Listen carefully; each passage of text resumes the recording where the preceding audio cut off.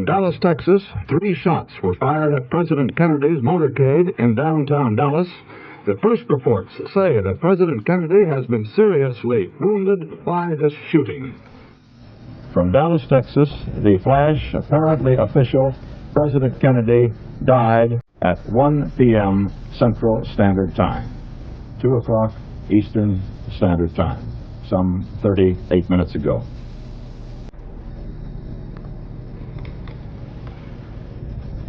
Vice President Johnson has left the hospital and the school considered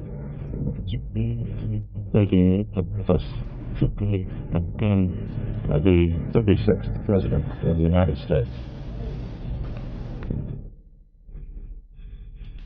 Renewed hostile actions against United States ships on the high seas in the Gulf of Tonkin have today required me to order the military forces of the United States to take action in reply.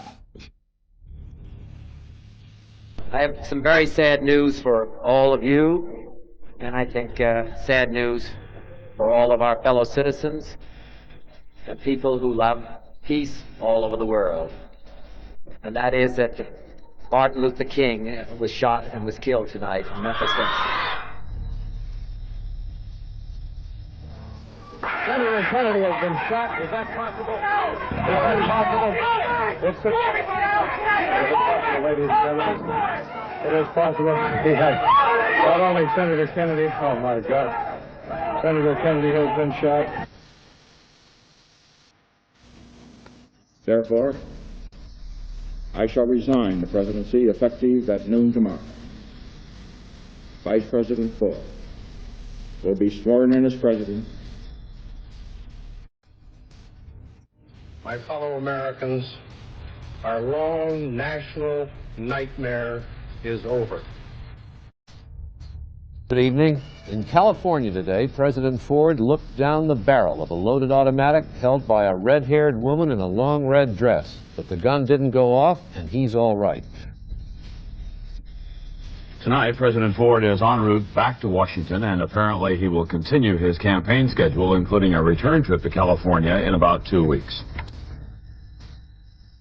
On September 22nd, in another California town, San Francisco, another radical, another gun, the same president. Sarah Jane Moore's motives were confused. Her purpose was not.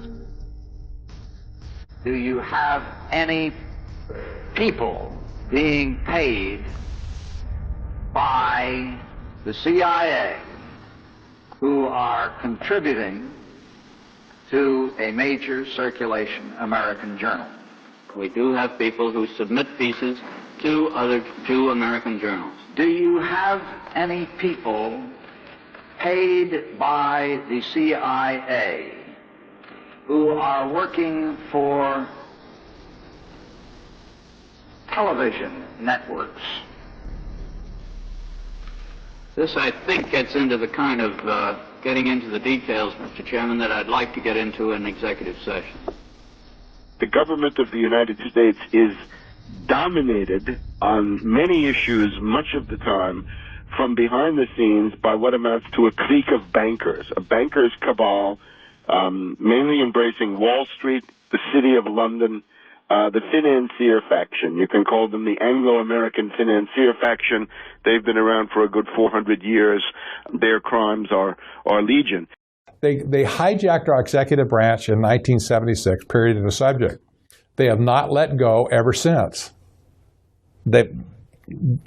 Every administration has been dominated by these people, and they've used their positions to push forward their agenda of an interdependent world and of a new international economic order. That's it. The Trilateral Commission, and in particular of Zbigniew Brzezinski. And this is a clique of bankers.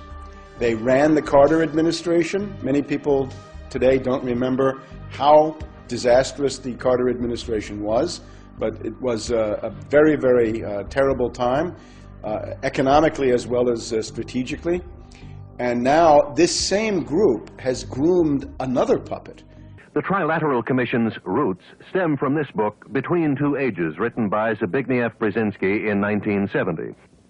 On page 296, Mr. Brzezinski suggests piecemeal movement toward a, quote, community of nations through a variety of indirect ties and already developing limitations on national sovereignty, end quote. Here we have the same proposal that has been offered by Richard Gardner in the CFR publication Foreign Affairs. Brzezinski then calls for the forging of community links among the United States, Western Europe, and Japan, and the extension of these links to more advanced communist countries. Finally, on page 308 of his 309-page book, he lets us know that what he really wants is, quote, the goal of world government, end quote. Zbigniew-Brzezinski's Between Two Ages was published in 1970 while he was a professor in New York City. What happened, quite simply, is that David Rockefeller read the book. And in 1973, Mr. Rockefeller launched the new Trilateral Commission, whose purposes include linking North America, Western Europe, and Japan, quote, in their economic relations, their political and defense relations, their relations with developing countries, and their relations with communist countries, end quote.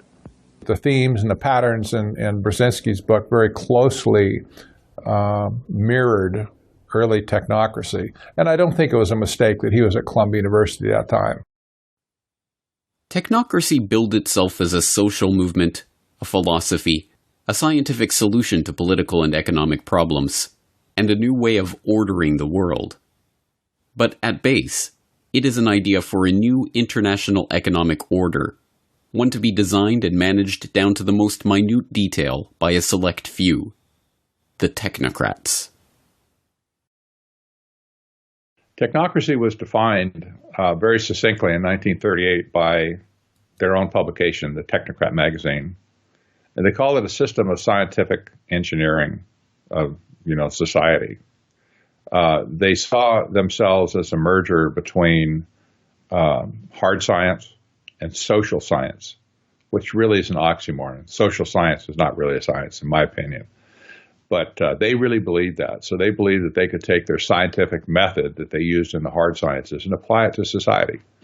They also believed that they alone were the only ones that could run society correctly as a result of technology having come in and changed the fabric of society. They hated politicians. They hated the establishment, the organization of society the way it was, because it was not efficient. It was not, conservation-based, if you will, to conserve resources. And so they just kind of took it upon themselves to define an economic model that would replace capitalism and free enterprise. And that's exactly what it was, a replacement economic system. We are grateful to the Washington Post, the New York Times, Time Magazine, and other publications whose directors have attended our meetings and restricted their policies of discretion for almost 40 years. It would have been impossible for us to develop our plan for the world if we had been subject to the bright light of publicity. But the world is now more sophisticated and prepared to march toward a world government. Watergate is a coup d'etat. Watergate is not what you think. Watergate is not two crusading journalists, Woodward and Bernstein, working for the lovable curmudgeon Ben Bradley of the Washington Post and fighting the establishment and scooping the New York Times and doing all this crazy stuff. Watergate is a coup d'etat. It's quite evil, as you can see from the results, brought about by this same bankers clique with the help of CIA, FBI, Henry Kissinger, and the rest. And Gerald Ford is essentially a bit player, a walk-on part in this. And it reminds us that, simply being president of the United States doesn't really indicate very much that you have special power. You can easily be a puppet, as indeed he was, a puppet of Kissinger. They say, let us make Nixon into a terrible example. Let us destroy him, and let us use that to permanently weaken not just the presidency, because they wanted to weaken the presidency, but let's weaken the Congress too. Let's subject the congressional committee system to a Watergating process, which we can then use to assert more and more financier control over the government. Because I think you can see this aspect in Watergate as it plays out over just a few more years, perhaps, than the mid-'70s. So this is what they do. And the idea with it is something like this. It starts with leaks. Whenever you have leaks, you have to wonder what's going on. Is the overthrow of the president going to be prepared? In the case of Nixon, the leak is the leak of the Pentagon Papers in the summer of 1971, I guess it is, which is essentially a bunch of secrets that are not secrets. Anybody who had been reading Le Monde or any competent European paper knew all this stuff. There was nothing in the Pentagon Papers that was really new. But it was an occasion when the Pentagon Papers were leaked and the New York Times published them and the Boston Globe and the Washington Post and the whole establishment came out to support the leaking of these papers by Daniel Ellsberg, a nuclear targeting planner of the Rand Corporation, not an innocent babe, I'm sure, but rather somebody playing an assigned part. At this point, Kissinger is able to go to Nixon and play on his paranoia, saying to him something like, Mr. President, these leaks are killing us. We can't have a competent government if we've got the leaks of all of these important documents. He says, look, there are all these leaks. We've got to do something about it. We've got to create a special secret police in the White House to fight the leaks. These are the plumbers. Good evening. We have a mystery story out of Washington. 5 people have been arrested and charged with breaking into the headquarters of the Democratic National Committee in the middle of the night. The Democratic National Committee is located in the Watergate office building. The burglars forced a stairwell door, then taped its latch open. The door, now part of police evidence, was noticed by one of the guards employed by the Watergate complex. At first, the police found nothing. Then they spied 5 men crouching behind some desks. Who gets to be a member of the plumbers? Well, the most notorious CIA covert operative of the Cold War, Howard Hunt, the guy who, overthrew the government of Guatemala and committed God knows what other crimes, attempts to kill Castro, possible role in the Kennedy assassination, and so forth and so on. And Gordon Liddy, a member of the FBI, that's the group that is created. And, of course, they go and run wild. They go and break into the Watergate building, the offices of the Democratic National Committee, not once, not twice, but 3 times, 4 times, until they get caught. Because the goal is to get caught and then implicate Nixon in a cover-up. When I was called in, I forget exactly when, by Magruder, and he said, can you get in the Watergate? And I said, well, yeah, we can probably get in the Watergate, but, why get in the Watergate? And, this was just this wild goose chase as far as I was concerned. And that's pretty much how it goes. From then on, you get people revealing in the course of hearings that there's a secret White House taping system, the Butterfield revelations. You've got John Dean, another person playing an assigned role, I think, again, not a fighter for democracy and the purity of the Constitution, but somebody who's working for the powers that be. And the powers that be, of course, are not Nixon, but Wall Street, London, people like this. Ellsberg, Dean, all playing their roles. And, of course, Nixon playing his role, too, and manipulated in this paranoia. And the interesting one is the smoking gun tape, the tape which, when revealed in August of 1974, forces Nixon to resign almost immediately. The idea there is that he says there's a group of Texans that have been funneling money illegally to the committee to reelect the president. And he says, well, those Texans will have to testify so and so and so and this, that, and the other thing, and we'll tell the FBI that it's a CIA operation and we'll shut them down this way. The interesting thing here is that the group of Texans that he's referring to includes George H.W. Bush, Bush the elder, Bush the 41st president of the United States. So that is what brings down Nixon. So the idea is it's a complicated process of coup d'etat that takes a couple of years. If Nixon had been smarter, he could have fought back.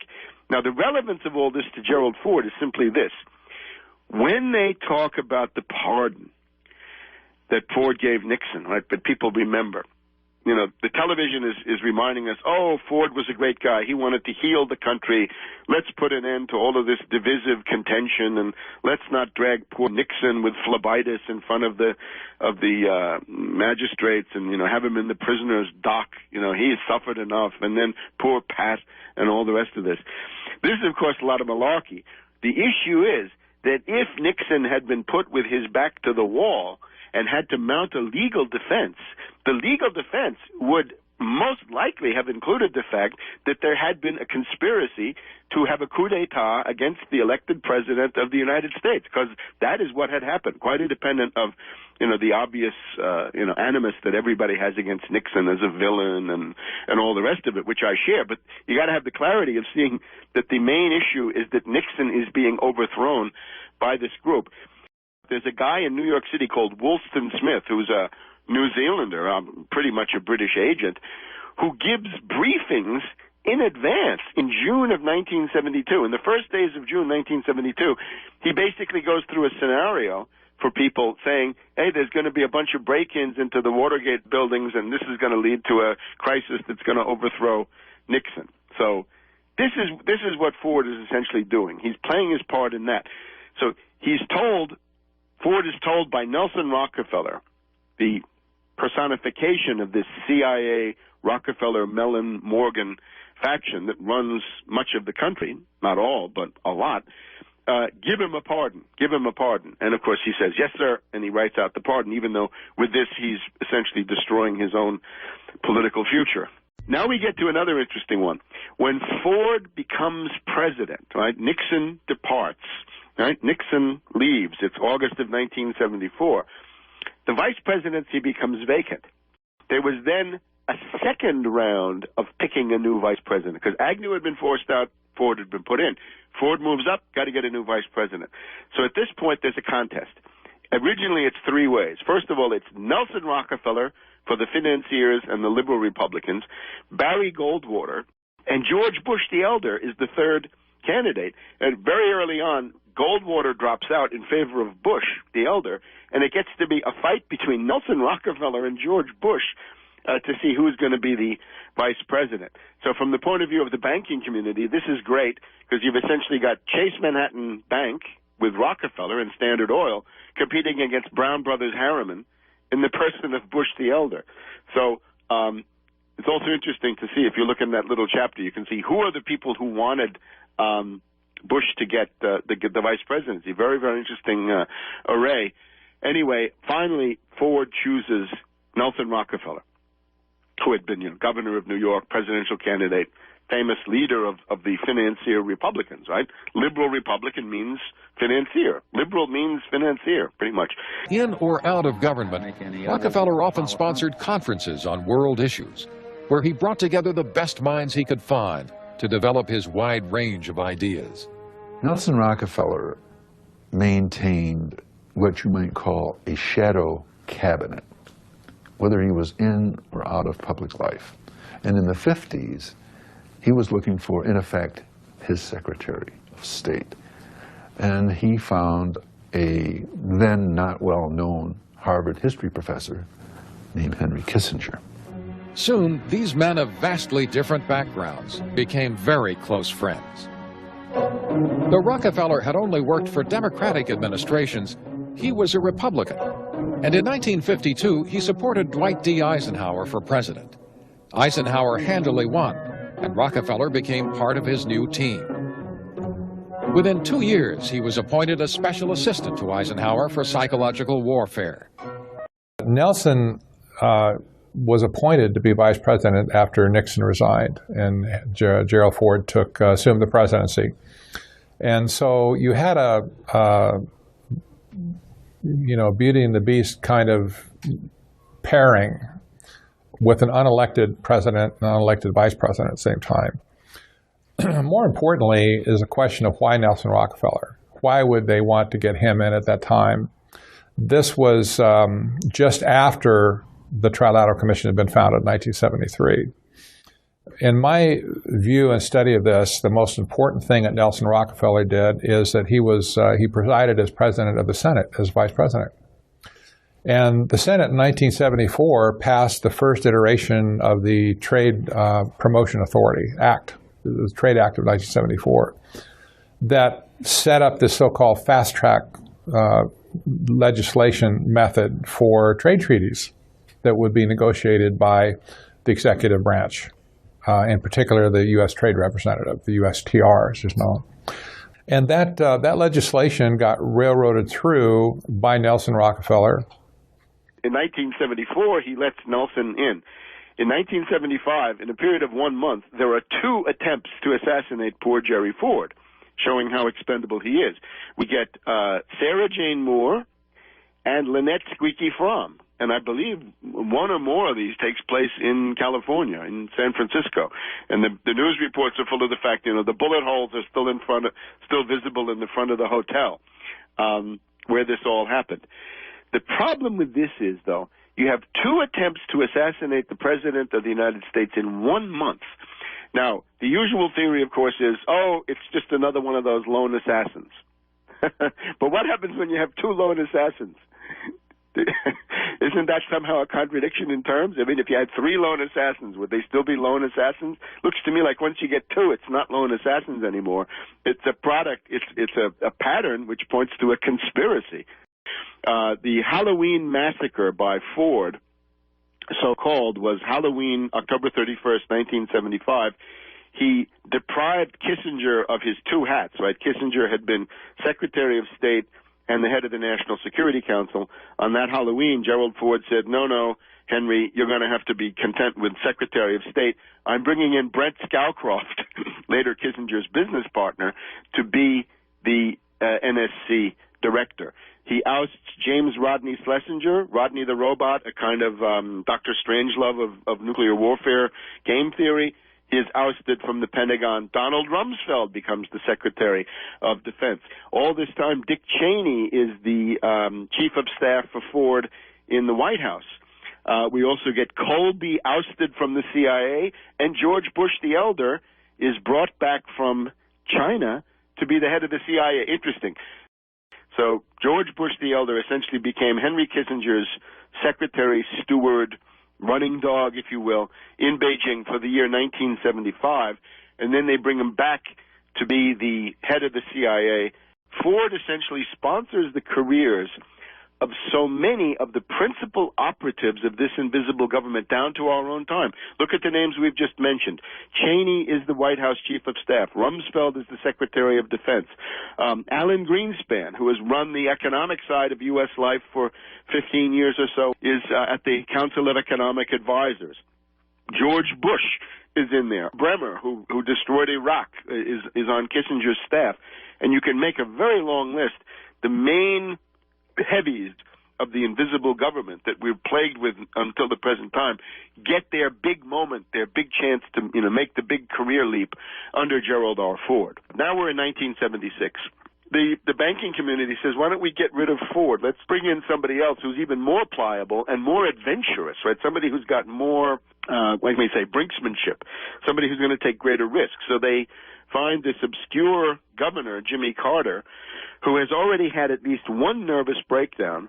This is what Carter describes as his born-again experience. But in one of his earlier runs for governor of Georgia, he had lost the election, had a nervous breakdown after that, called that his born-again experience, and was therefore then acceptable to the establishment. Right? They like to have people who've got a certain history of psychological problems.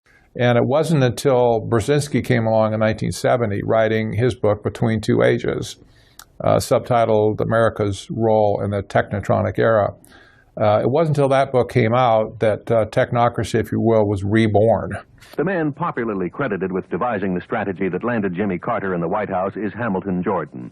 A few weeks prior to the November 1976 election, he stated, if, after the inauguration, you find a Cy Vance as Secretary of State or Zbigniew Brzezinski as head of national security, then I would say we failed, and I would quit.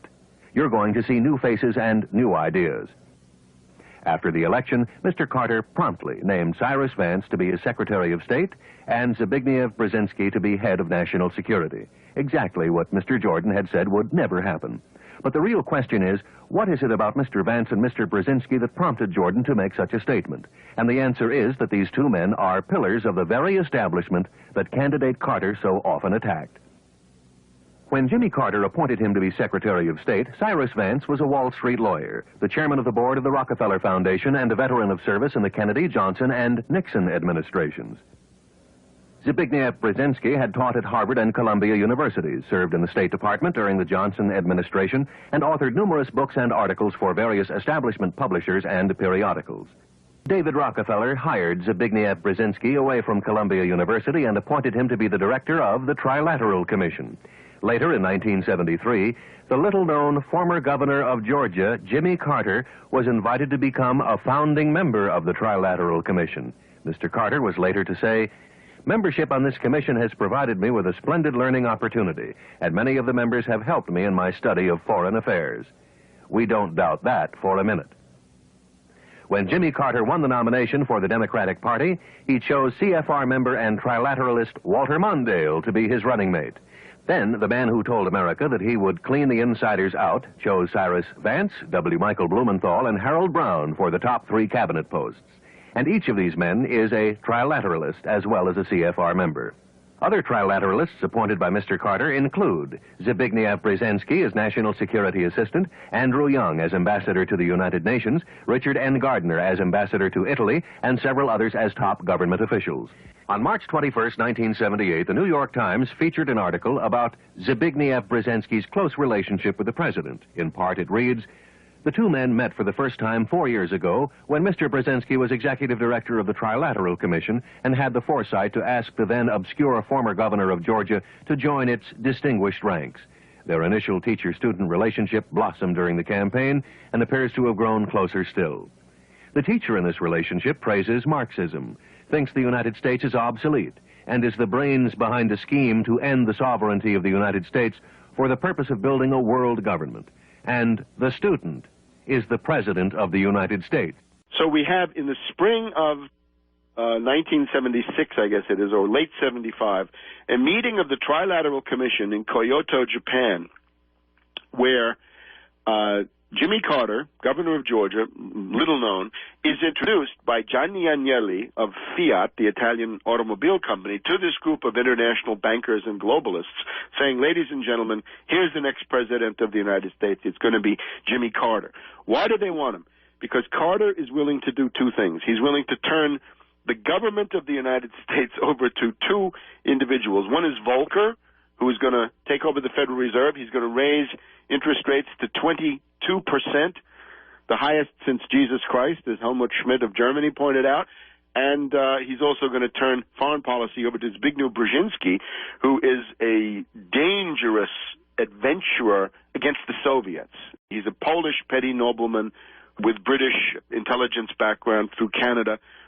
And that's how we get the disastrous Carter administration. I hasten to point out, I think Carter in the last couple of years has done many, many good and useful things, but we have to hold on also to the fact that the Carter presidency was a disaster and that he was pre-programmed with these people like Volcker and Brzezinski and the Trilateral Commission expressing, a new wave of policy coming out of the banking community. U.S. National Security Advisor Brzezinski flew to Pakistan to set about rallying resistance. He wanted to arm the Mujahideen without revealing America's role. On the Afghan border near the Khyber Pass, he urged the soldiers of God to redouble their efforts. We know of their deep belief in God, and we are confident that their struggle will succeed. That land over there is yours. You'll go back to it one day because your fight will prevail and you'll have your homes and your mosques back again because your cause is right and God is on your side. Trilateral Commission is liberal internationalists. Their flavor is indicated by the fact that they pretty much staffed the Carter administration. They were also appalled by the democratizing tendencies of the 60s and thought we have to react to it. They were concerned that there was an excess of democracy developing. And then you created the Trilateral Commission, in a sense, to develop relationships with Japan and the rest of the world. I felt very strongly that Japan had become a major power in the world and that we culturally had very few relations with them. It seemed to me that was a mistake. And so I tried first to persuade the Bilderberg group, which you've been to and know, yes, to include Japan. But they turned that down. They thought the relation with Europe was important and stick to it. So when they turned it down, a group of us started the Trilateral Commission. And it continues today, and you're going to Japan in April. Exactly. Although once again David downplays both his role in the Trilateral Commission and its ultimate significance, it is in fact another group of powerful individuals, including multiple members of every American presidential administration since its founding in 1973, meeting in nearly total obscurity to push Rockefeller's globalist agenda. Well, the Trilateral Commission, as I mentioned, was started in 1973 by David Rockefeller and Zbigniew Brzezinski. And Brzezinski's book, Between Two Ages, I believe is what really brought Rockefeller to the table at least to pick up Brzezinski as a co-founder of the Trilateral Commission. The subtitle on his book was America's Role in the Technocratic Era. I found out just after I started studying technology that what he meant by the Technocratic Era was essentially technocracy. It's what we have today. You have to go back and read the book to find that out. But when they got into operation, the first thing they did was to put forth a presidential candidate. That was, of course, remember, they had all the money in the world to put at it, too, with Rockefeller and everybody else around him. They picked up Jimmy Carter and Walter Mondale as president and vice presidential candidate, got him elected in 1976, the pair of them. Carter then proceeded to sweep into office 1/3 of the membership of the American members of the Trilateral Commission into his top cabinet positions, and a lot of them went into the State Department too. That was an incredible feat. They wanted to get their hands on the economic machinery of the world, and they did that by capturing the United States executive branch. They didn't care about Congress. They didn't care about the judiciary. They only cared about the engine of economic prosperity, if you will, and that was our government. And so the first U.S. trade representative that was appointed to negotiate trade treaties for the president was a member of the Trilateral Commission. In fact, ever since then, there have been 12 different members or 12 different USTRs that have been appointed by the president along the way. That's over a period of a long time. 9 of those 12 have been members of the Trilateral Commission. What can you say to that other than the fact that, well, it tells you what they were after. They wanted to be in a position to have their man negotiating these treaties like NAFTA and CAFTA and the TPP. The current USTR, Michael Froman, who's putting together the Trans-Pacific Partnership and also the Transatlantic coming right behind it, this guy's a member of the Trilateral Commission. When does this stuff stop? Do you remember the leaked email that we now have in our possession? You can go and read this email online that was sent from Mike Froman, then an executive at Citigroup, to John Podesta back in October of 2008, October 6th to be precise, or over 1 month before the 2008 Hope and Change selection took place, when millions of earnest Democrats were vehemently arguing, you have to get out to the polls next month and vote for Obama, who will be the man who will bring the hope and change that we want, drain the swamp 2008, if you will.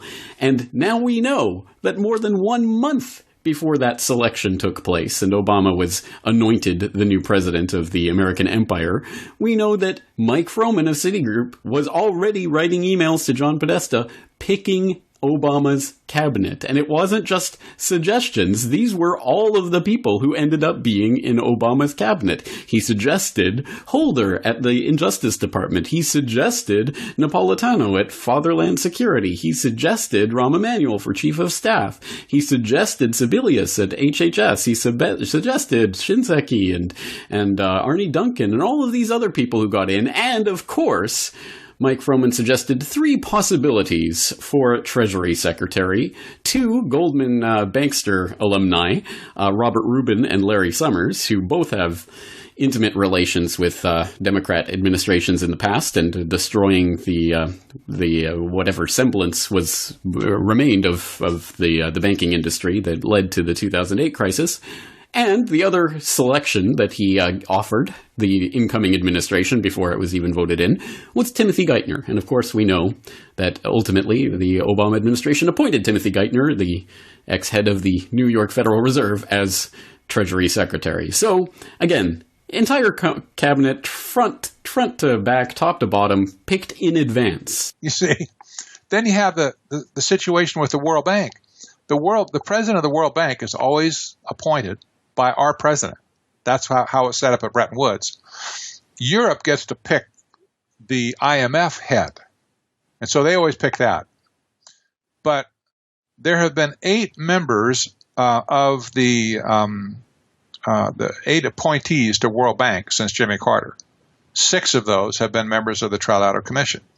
Now you say, well, what's the big deal with the World Bank? Well, the World Bank has been the major engine of globalization around the world. They had it in their pocket the whole time. You just have to ask the question, okay, they own that position, they own the World Bank, they own the USTR, they own the executive branch, lock, stock, and barrel by and large. Are they looking out after American interests? You know, like just us in America or people in Canada or whatever? I mean, are they looking after our family and even a North American continent? No, they're negotiating for themselves. And what are their goals? Well, they said originally to create a new international economic order. The Rockefeller fortune, a worldwide network of contacts, the Chase Bank, CFR, Bilderberg, and the Trilateral Commission. If the measure of a man is what he does with power, then it should be remarkably simple to take the measure of David Rockefeller. So what precisely did he do with all this power? This is no great secret. He made no effort whatsoever to hide his aims or intentions, as he himself freely admitted in his 2002 memoirs. Some even believe we are part of a secret cabal working against the best interests of the United States, characterizing my family and me as internationalists, and of conspiring with others around the world to build a more integrated global political and economic structure. One world, if you will. If that is the charge, I stand guilty, and I am proud of it. Even more secretive and exclusive was the Bilderberg Group, founded in 1954 by Prince Bernhard of the Netherlands. Meeting annually, the group has brought together the world's richest and most powerful bankers, corporate heads, government officials, and royalty from Europe and North America for the past half-century. From the beginning, the conference was an incredibly exclusive affair, and one in which the utmost secrecy was demanded from its participants. Only 73 people attended that first meeting in 1954, including Prince Bernhard, several members of parliament of various European nations, foreign ministers, the former Prime Minister of France, the director of J.P. Morgan, the chairman of Unilever, and other international power players. From within that 73, 10 rapporteurs were selected to introduce the talking points on the agenda and lead group discussion, including, of course, David Rockefeller. Over the 63 years of its existence, the group has hosted discussions that have given birth to the European Union and, later on, the Euro, planned the 1973 oil crisis, and set the timetable for the 2003 invasion of Iraq, amongst many other things. The group itself has lived in nearly total obscurity for much of that time, guarded from discovery by the publishers and editors of mainstream media organizations that dutifully complied with the meeting's demand for secrecy from attendees. It wasn't until independent internet-based media outlets began covering the meetings in recent years that the group was forced to start an official website, and conference minutes and even recordings of the very first Bilderberg meeting have been leaked online. You may wonder why I have asked you to come here. I have in mind a completely frank and open exchange of views, and this is ensured to you, and it is essential for our success. There is no verbatim quotation of anybody, and there is no press, so you are quite free to let yourselves go, if I may say so. It happens over and over again when good information is meticulously researched. They want to put the kibosh on it. They want to, drop that term like conspiracy theory. There was an FBI memo back in '68 when Ed Epstein had written his book about the Warren Commission, and they said, hey, how can we take this down a notch? And they're like, use this term conspiracy theorist. they did something different with you guys. They focused a popular situational comedy, Barney Miller, and they had this up-and-coming actor, Jeffrey Tambor, talk about the Trilateral Commission. He was in the office of the Trilateral Commission. Trilateral Commission. Yeah, the Trilateral Commission. All right, what is the Trilateral Commission? It's an organization founded in 1973 by David Rockefeller to bring together business and political leaders from the United States, Europe, Japan, so they could work together for better economic and political cooperation between their nations. That's what they'd like us to believe. But you see, what they're really up to is a scheme to plant their own loyal members in positions of power in this country, to work to erase national boundaries and create an international community, and in time bring about a one-world government with David Rockefeller calling the shots. I take it they're pressing charges? How accurate is what they put in that script to reality? It's very, very accurate.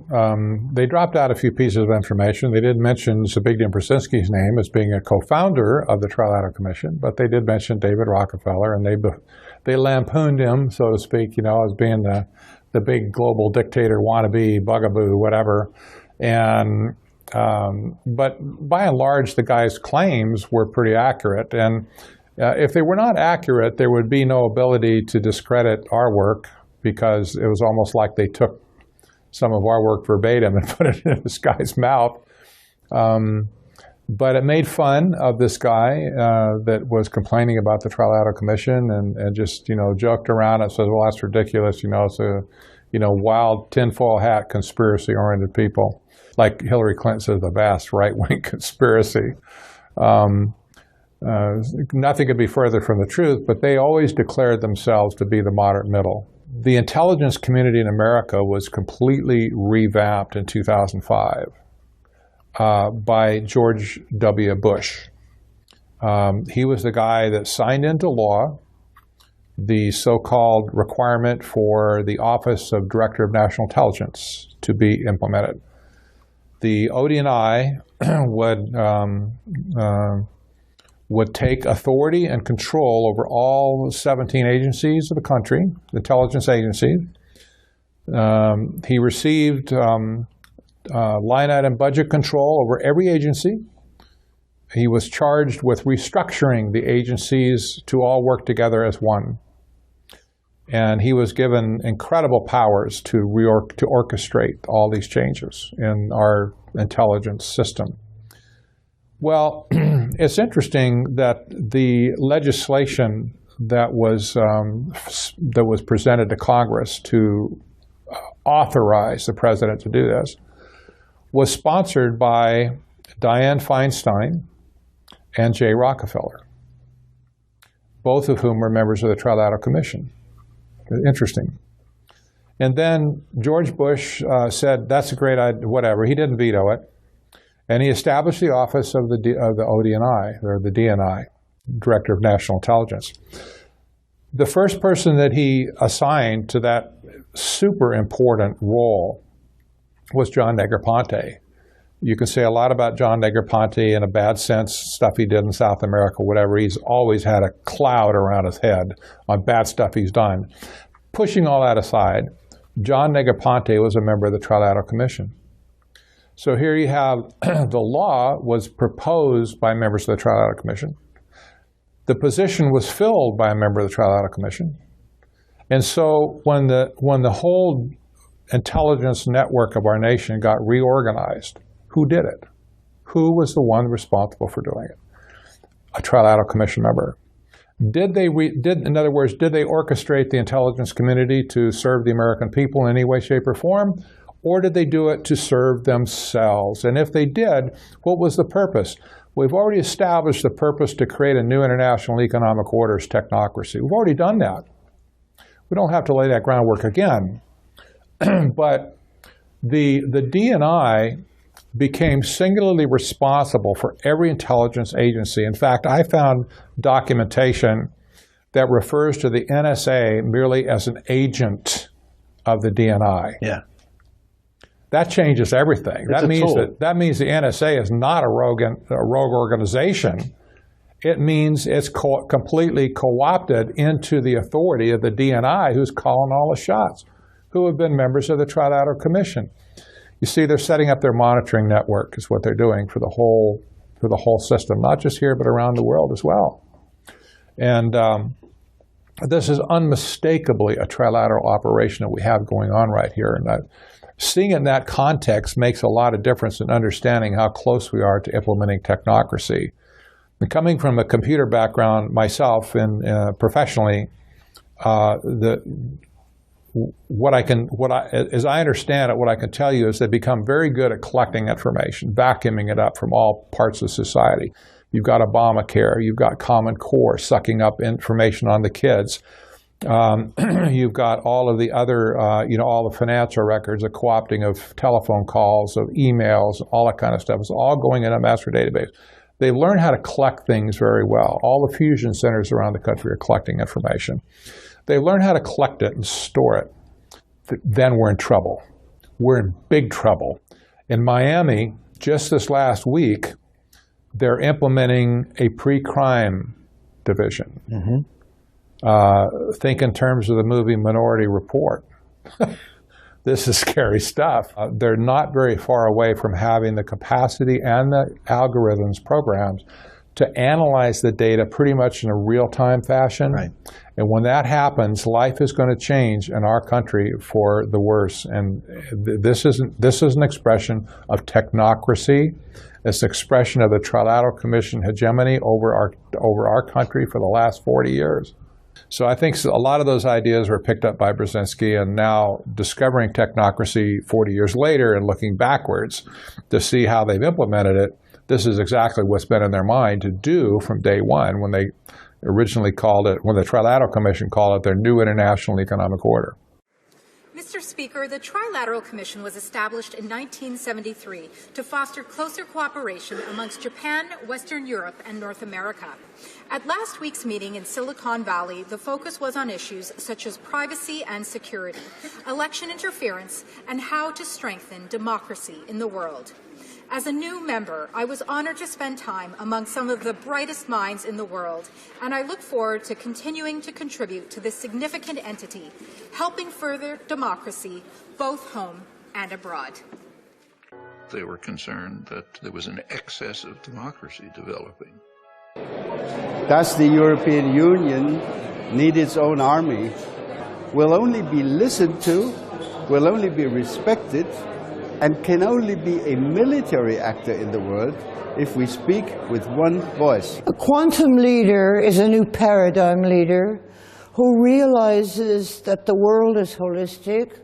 All things, all people, all problems are interconnected. There are no others. There is no separation. I am you, you are me. Thus, a quantum leader would face, say, the problem of inequality very differently, or the problem of identity very differently, because we are not separate, atomistic, isolated individuals. Well, he's trying to take us forward through the stepping stones of Marxism to arrive at this technotronic era. And I'll say up front, openly, that Brzezinski has been charged with being a Marxist or a communist many times over the years. But if you read his book, you will find out he never was a Marxist. He didn't say that Marxism was a good thing per se, but what he did say is merely a stepping stone, a necessary stepping stone to get to the fourth and final stage of what he calls societal evolution. Remember, he's a political scientist. He talks in weird terms, but he talks about societal evolution. It's gone through these stages, these maturing process. Marxism was simply just one of those stepping stones, and we had to have it. But we have to get through it. And when we get through it, what we'll end up is with what he described as his technotronic era, and essentially, that would be something very comparable to technocracy that we're talking about, where everything is managed by an elite, where technology is used to do the managing. In that sense, by the way, it's important to differentiate between a personal dictator, like you had Well, even like you had Adolf Hitler, or you had Nero, and in Rome. There were dictators where if he said off with your head, well, your head was gone. That was just that simple. What the technocratic era does is it creates a system of control, not controlled necessarily by an individual, but the system is the controller of society. And this is what we see, this is what technocracy is all about, applying systems theory to sociological engineering so that rules and regulations are put in place to be enforced by technology that will keep you in a channel that they want to keep you in. I use the example of go to your bank and try and get more than $300 out of the ATM machine. They just flat out won't do it. It'll tell you your daily limit is $300. And you say, but I've got $100,000 in the bank. I want my money. Oh, sorry, can't get out of this ATM. You could go down the street to another branch of your bank and you put your card in. It knows you drew out the other one. It's going to say, oh, you already taken out your daily limit. Sorry, bub. And if you go inside the bank and ask for the teller just to give you some money, first she'll ask you what you want the money for. You say, it's none of your business. I want my money. If you get past that argument, she'll say, well, we really only have $3,000 in cash in our bank at any one time anymore. And that's true. The banks are not carrying cash anymore for large withdrawals. And so she will say something like, well, we can get the money here, but we'll have to call an armored truck and get it ordered in from another regional bank, and it may take anywhere from 3 days to 2 weeks to get that kind of money here. You say, well, I would really count on getting my money today. I thought I could just draw it out. You can't. See, regulations have been put in place that block you from doing stuff like that. And this is what's going to happen in the future in an increasing manner. Another good example I like to use in terms of carbon footprint is that once smart meters are in place and monitoring the power consumption of everybody's home, imagine your carbon footprint in your home being matched to things like, for instance, the no-fly list. Right now, it just consists of terrorists and stuff. People who they say are many people. I remember one time I was a 5-year-old child that was on a no-fly list. You say, how the heck did that happen? Here you have an international group meeting in plenary sessions to hammer out policies. And they vote on the policies that they're going to take back to their respective countries. And then this group from America comes back and implements these policies in our country without any public involvement whatsoever, without the involvement of Congress, and they just do it. It's like, what gives them the right to do this? See, this was a hijacking, literally, of the American government, of the executive branch. But it was not a political coup, even though it involves a political system. You say, why did they want control of the executive branch of the American government? Well, the executive branch was the mover, shaker, and driver of the global economy. Period. We were the superpower. And there was no country that had the influence that we had on global economics and global policy other than the United States. They wanted to get control of that engine of economic process so that they could create their new international economic order. That was their stated purpose. The United States government machinery allowed them to do that. And the evidence now, looking backwards, is so overwhelming on how they did it. For instance, the first USTR was appointed by Jimmy Carter in 1977. There have been 12 USTRs since then. 9 of them have been members of the Trilateral Commission, appointed by the president at the time. 9 out of 12 have been members, including the current one, Michael Froman, who's negotiating the Trans-Pacific Partnership, a member of the Trilateral Commission. Jimmy Carter, Barack Obama appointed Froman. And, you have like the World Bank. There have been 8 bank presidents that appointed by our president of the World Bank. The World Bank is undeniably the engine of global economic transformation. These people have been nefarious, horrible stuff, some of the stuff they've done over the decades. But out of 8 World Bank presidents appointed by our president, 6 of them have been members of the Trilateral Commission. Well, how does this come about? See, it wasn't about political control. It's about economic control. They were going to transform America in the process, but it wasn't about America.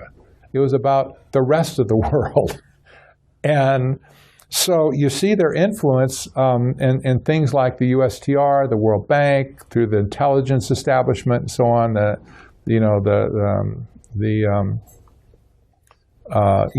like the National Security Advisor and so on. The NSA, by the way, is a position in government. He's the gatekeeper to the president. Personally, I think it's the second most powerful position in the government, because he's able to limit information as well as give information to the president. So if you have somebody that has an agenda to hide, deceive, or whatever, the NSA is the one that has the ability to do it. And so, we see over a period of time, the NSAs, I think there's been 17 of them since Carter.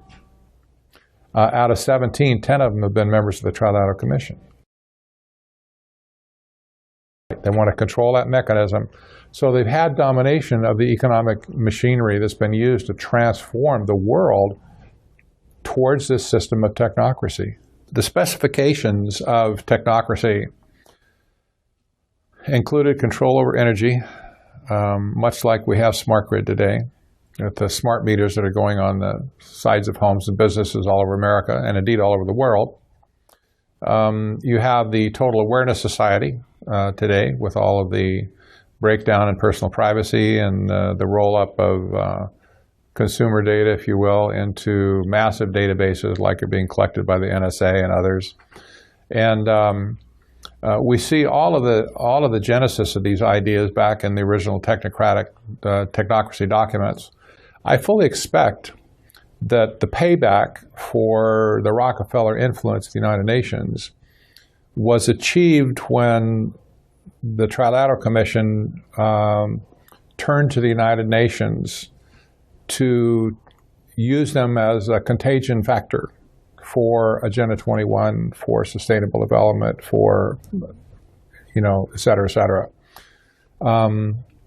And they have been the contagion that spread this to every corner of the planet today. So, was it a good move on their part to start this in the first place? I think they probably knew it was going to be a good thing in the end. They just kept throwing money at it, kept getting bigger and bigger and bigger. So in the end of it, if you can picture the technocracy world of the future, energy will be controlled so that people must do what they have energy available to do. The resources of the world where everything is drawn out of will be licensed to people like you and I through a permit process where we might be able to scratch out a living on a corner of land somewhere as a farmer.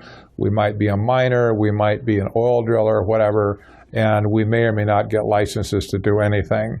This is essentially like the feudal system in the Dark Ages where the land barons owned everything and you had to squat on a piece of ground. If the guy liked you, he'd let you stay and farm out, maybe raise some hogs or something, and you give him 80% of what you made and you get the balance to keep your family alive if you could. This control over resources is clearly where everything is moving today. This is what sustainable development is all about. Twisting the resources out of the hands of the people and putting it into the hands of the elite. That's the scam in the simplest terms that I can describe. Getting the resources away from you and me and putting it into the hands of a global trust, trust organization. They never say who the trustees are going to be. History tells us exactly who it's going to be. It's going to be the people that set up the system. In other words, whoever implements technocracy is going to be the ones worthy to be the trustees of all the resources of the world. It is the inventory and control plan. Inventory and control of all land, all water, all minerals, all plants, all animals, all construction, all means of production, all food, all energy, all information, and all human beings in the world. And this is a plan that was agreed to by 179 nations back in 1992. It's a United Nations plan. It's called the Agenda for the 21st Century.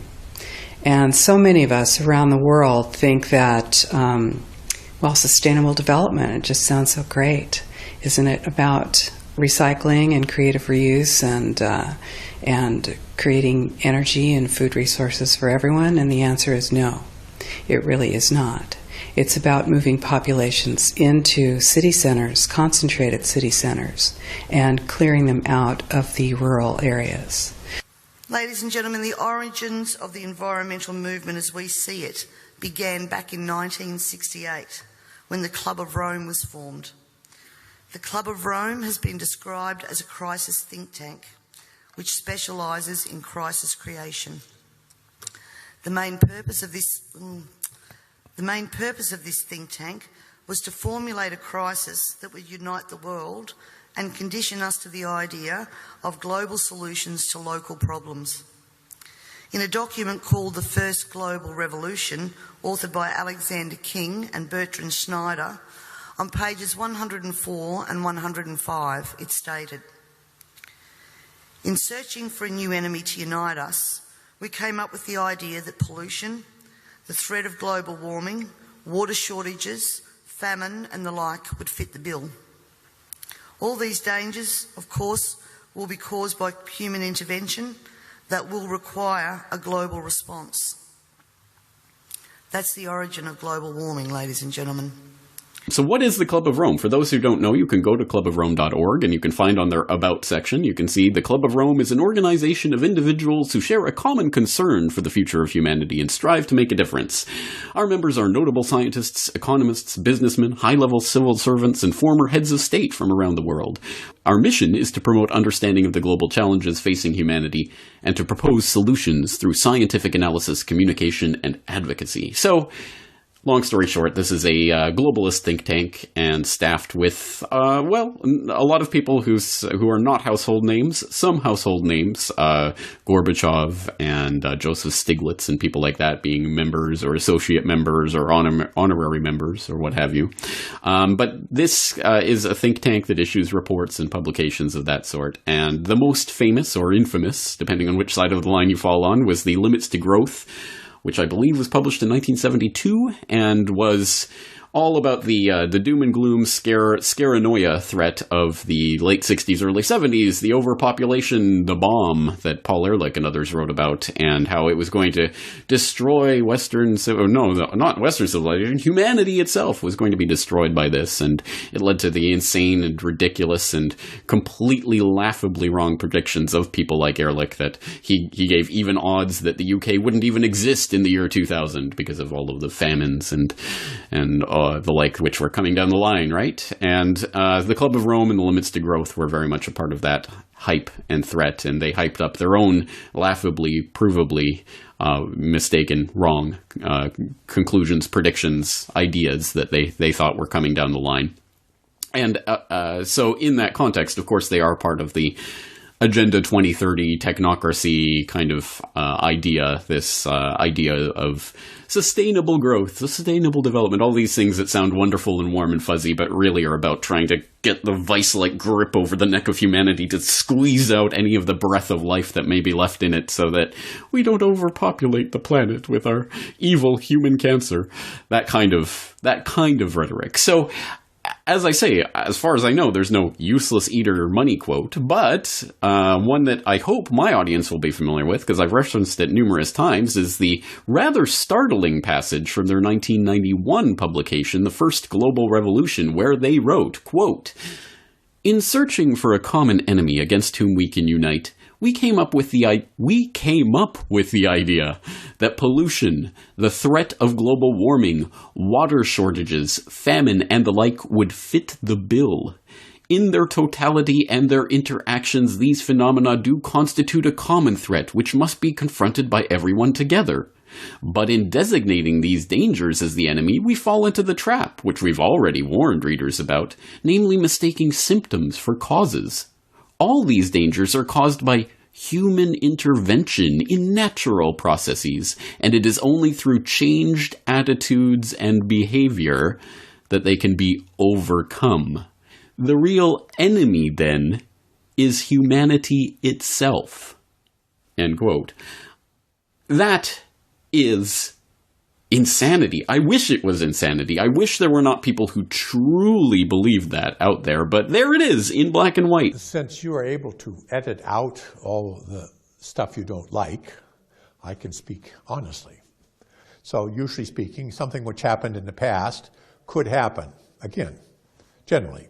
So that could happen, or epidemics. I mean, I don't know what it will be, but in one way or another, we are so far, globally, we are so far above the population and the consumption levels which can be supported by this planet that I know in one way or another it's going to come back down. So I don't hope to avoid that. I hope that it can occur in a civil way, and I mean civil in a special way, peaceful. Peace doesn't mean that everybody's happy. The planet can support something like 1 billion people, maybe 2 billion, depending on how much liberty and how much material consumption you want to have. If you want more liberty and more consumption, you have to have fewer people. And conversely, you can have more people. I mean, we could even have 8 or 9 billion probably if we have a very strong dictatorship, which is smart. But if you had a smart dictatorship and a low standard of living, you can have it. But we want to have freedom and we want to have a high sentence, so we're going to have 1 billion people. And we're now at 7, so we have to get back down. I hope that this can be slow, relatively slow, and that it can be done in a way which is relatively equal, so that people share the experience. But that's what lies ahead. That's what lies ahead. The Club of Rome is considered to be a global think tank, but in actuality is a group of occultists, dark occultists, that have the absolute intention of bringing about hell on earth. That's the only way I can describe it. Among other things, they deal with the world's economic systems. You see, they have a lot of say in how governments conduct their business economically, and also how policies are shaped by various governments throughout this world. And they also have a lot of power and clout with the international banking cartels, which makes them profoundly powerful. They were founded in 1968 in Rome in Italy, and since July 1st, 2008, the organisation has had its headquarters in Winterthur in Switzerland, which is the same country in which the Bank of International Settlements, the BIS, is based. The principal founder of the Club of Rome was Aurelio Pecci. Mr. Aurelio Pecci, the founder of the Club of Rome, and somebody whom I consider is one of the first real world citizens. Tell me, Dr. Pecci, why did you decide to come all the way here to Caracas to come to this meeting? Well, the two topics, social progress and world solidarity, are very important and very near to my interests. World progress, social solidarity, concepts which we should adapt in looking towards the future, as this meeting is concerned with. We talk very much about economic development, technological development, very little of social or human development or progress, and that is the basis of everything, because if the human being, the 4.5 billion people of the world, remain behindhand, lagging behind the other developments, there cannot be any good world. The system will be upset. One day or the other, there will something which give way. Yeah. And we have to talk about the world, because the present system is a world system. Interdependencies are so great, so critical, among everything else, regions among themselves, problems among themselves, solutions among themselves, and with problems. Yeah. Everything is interrelated. So we have to talk about the world much more than nation Yes. or continent. Yes. There was a panel this morning on the whole question of urbanization, and you were making some very interesting observations about how mankind has become too arrogant and forget their place in nature. During World War II, Pecci became involved in the then existing anti-fascist movement, which was primarily communist. In fact, Pecci himself admitted to the fact that he held communist ideals. Very few people ever mention that the founder of the Club of Rome was an out-and-out communist. It's just something interesting, isn't it? Pecci also threw his energies into ADELA, that is the Atlantic Development of Latin America organization. This was an international consortium of bankers who were looking at industrializing Latin America. If you take a look at the mess that has erupted in Latin America, you can actually trace all these problems back to ADELA, the Atlantic Development of Latin America organization, these bankers and what they came up with. And they threw their support behind Pecci and consequently behind the Club of Rome. That should tell you something. You should be very worried by that. Incidentally, as an aside, what you'll frequently notice is that these international banking cartels are designed to work hand in hand with communism to destroy Western civilization, right? These links between communism and international banking go back decades. It's not a new thing. Pecci was asked to give the keynote speech for ADELA in Spanish at the group's first meeting in 1965, which directly led to the creation of the Club of Rome, because Pecci's speech caught the attention of Dean Rusk, who was then American Secretary of State. Why is this important, you might wonder? Well, because I've spoken previously about how the United States of America and its Department of State, the State Department, was very heavily infiltrated by Soviet communist spies. To give concrete examples of this, Alger Hiss, who went on to basically create the United Nations for all intents and purposes. Right? The United Nations is not an innocuous organization. It's actually profoundly dangerous and, I would say, malevolent in what it wants to accomplish. But Alger Hiss was instrumental in that. He, of course, later admitted to being a communist. The same thing is true of another chap that was in the State Department by the name of Henry Dexter White. I've spoken about both these gentlemen before, but if you're new to my work, then you need to check these people out. Because Henry Dexter White essentially created the International Monetary Fund, the IMF, and the World Bank, which are overseen by the Bank of International Settlements. Okay? So these banking cartels were created by the communists. I mean, you couldn't make this stuff up. It's genuinely true. All you need to do is look into it a little bit and you'll see that. So Dean Rusk, the then American Secretary of State, had Pecci's speech translated into English and distributed at various meetings in Washington. In February 1974 in Salzburg in Austria, Pecci persuaded Austrian Chancellor Bruno Kreisky to host a meeting. Besides Bruno Kreisky, the following heads of state of government were also present: Leopold Senghor, the President of Senegal; Luis Echevarria, the President of Mexico; Joop den Uyl, the Prime Minister of the Netherlands; Olaf Palme, the Prime Minister of Sweden; Pierre Trudeau, the Prime Minister of Canada, and the representatives of the Prime Ministers of Algeria and Ireland. The nature and contents of the meeting have never been disclosed, and to encourage the participants to speak freely, they were asked to come without accompanying civil servants, and they were assured that nothing they said would be attributed to them. The interesting thing there is that Pierre Trudeau, of course, the Prime Minister of Canada, followed the dictates of the Club of Rome.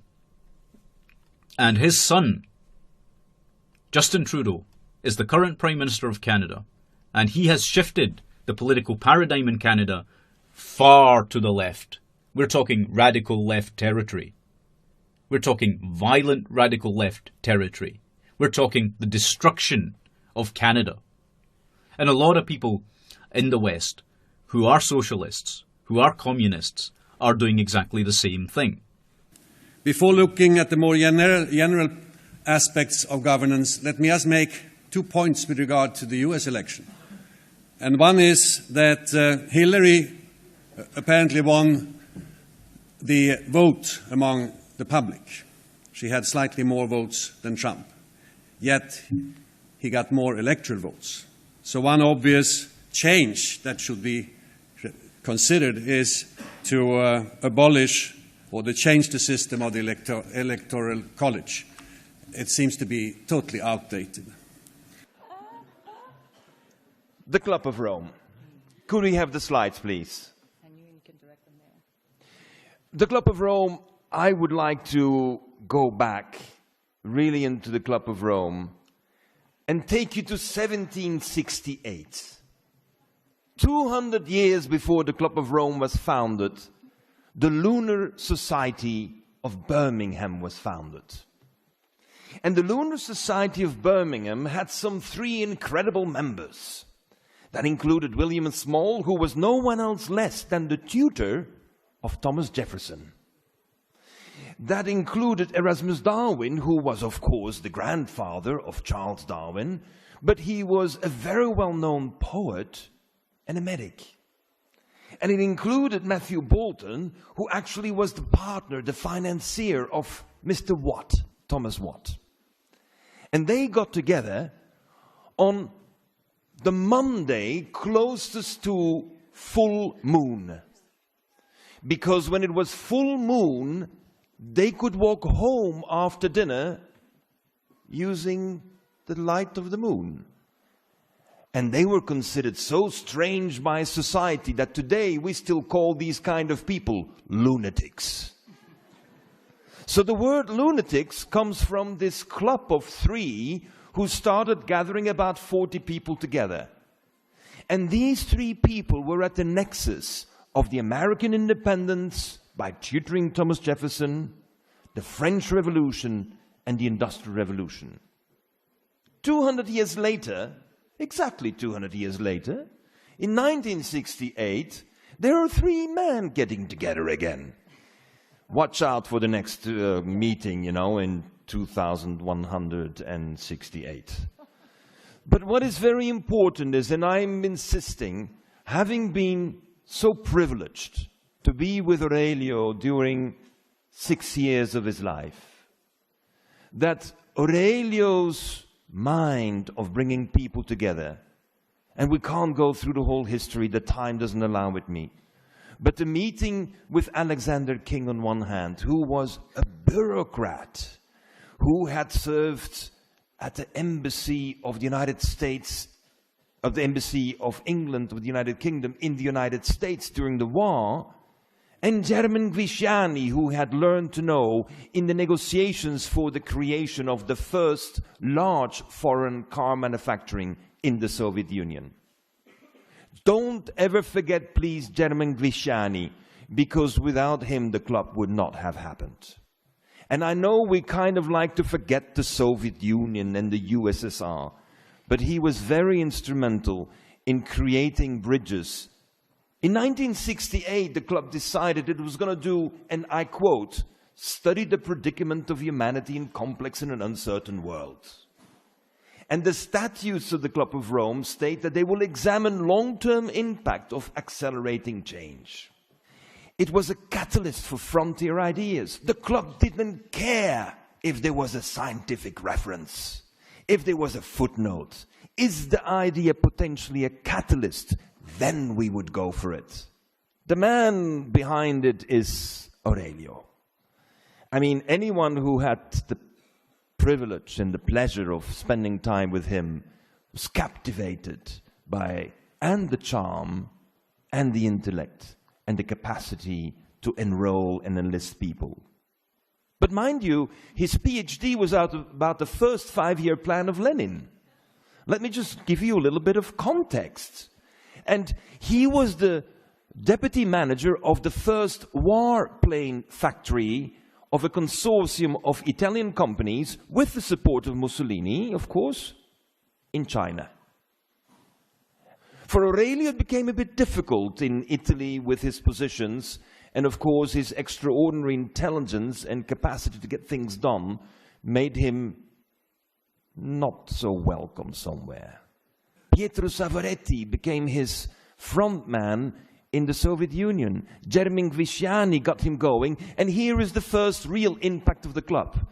In parallel to the creation of the club, Aurelio and Germin Gvisciani were very busy with Lord Zuckerman and George Bundy in order to create IASA. I don't have to tell you what IASA is. But it was so key to know that even before the club started, those negotiations were already ongoing. The East-West Center for New Initiatives, based in Vienna, was a platform that permitted to channel ideas between East and West in the Cold War. It was funded by the Fiat family. The Accademia dei Lincei, the meeting that was organized in '68, was also funded by the family Agnelli. We should know that there is a deep relation between Aurelio. Indira Gandhi became so excited about it. She wanted to meet Aurelio. Of course, Her Majesty the Queen Beatrix and her mother Juliana all got so keen, and they thought it was about time the Dutch got more involved in the content. So when Jan Tinbergen got the first Nobel Prize, he immediately got a budget to write a report to the Club of Rome about reshaping the international order. And there was this incredible Austrian Chancellor, Bruno Kreisky, who, I would say, if it wasn't love, it was definitely very platonic, but Aurelio and Bruno, they liked each other. And whatever Aurelio had in his mind, Bruno would do it. And I can tell you that this meeting, which is probably one of the most prominent meetings the Club of Rome did, was bringing together 9 heads of state in Salzburg to debate. Exactly as you were saying, Sandrine, let's bring together these cities. Well, Aurelio was bringing together the heads of state. Of course, he needed to have someone to pay the bill. And Bruno Kreisky paid the bill. But Bruno Kreisky's budget was not good enough for that because it was in Salzburg. So the governor of Salzburg, Hasselauer, footed the other half of the bill. And ladies and gentlemen, being in Rome and in the Vatican, I must speak about Cardinal Franz König. Aurelio always stated that he was agnostic, and the Club of Rome was not going to get into religion. But I have been witness of meetings organized in Vienna, again with the help of Bruno, whereby the cardinals of the Vatican were meeting with the Communist Party of the Soviet Union. This reshaping of the international order is analogous with the New World Order. Now, a lot of people don't understand this point, by the way, that the New World Order is very, very real. It is not a myth. Okay, I'm stating that as a fact. I'm telling you this. Now, you can read the published works of the people responsible for the creation of socialism, for the creation of communism, and you will see, and I've talked about this before, you will see that they distinctly mention creating a new world order. So people need to snap out of this nonsense of, oh, it's just a conspiracy. It's not. It's a reality. It's being done right around you right now. After numerous working sessions and presentations over an 18-month period, the final results of Rio, that is the reshaping the international order, were presented at a meeting in Algiers in October 1976 and accepted by the Club of Rome.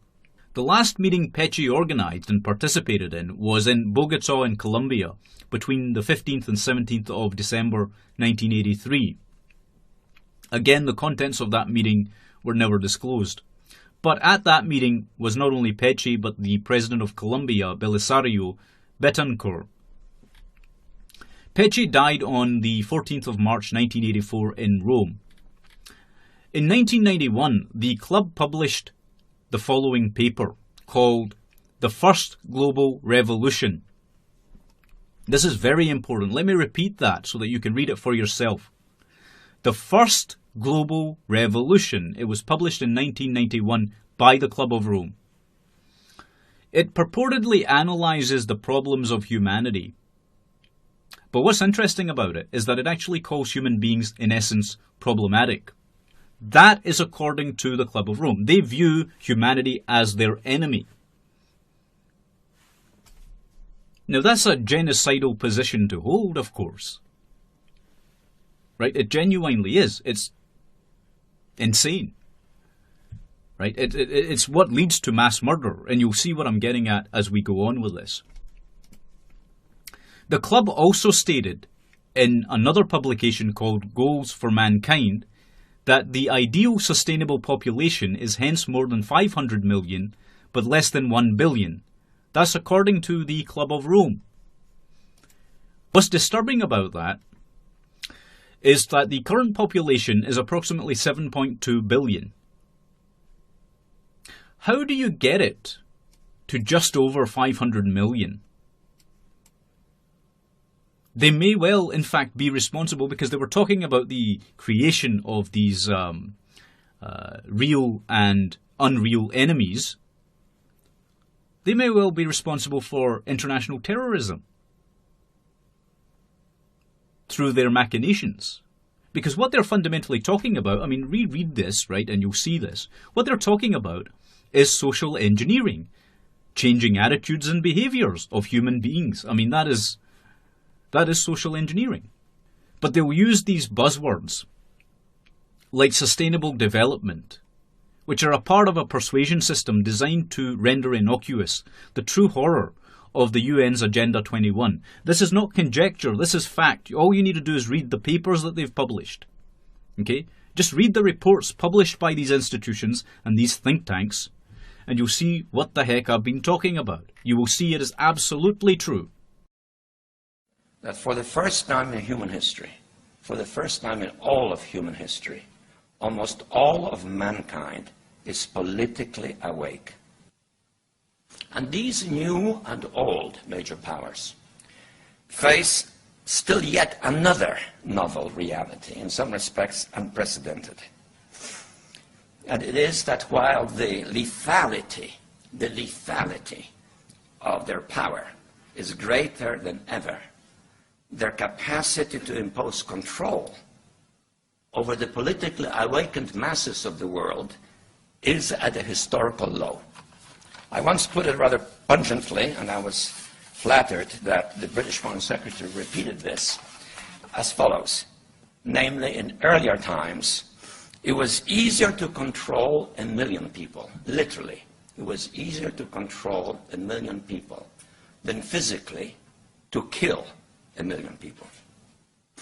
Today, it is infinitely easier to kill 1 million people than to control 1 million people.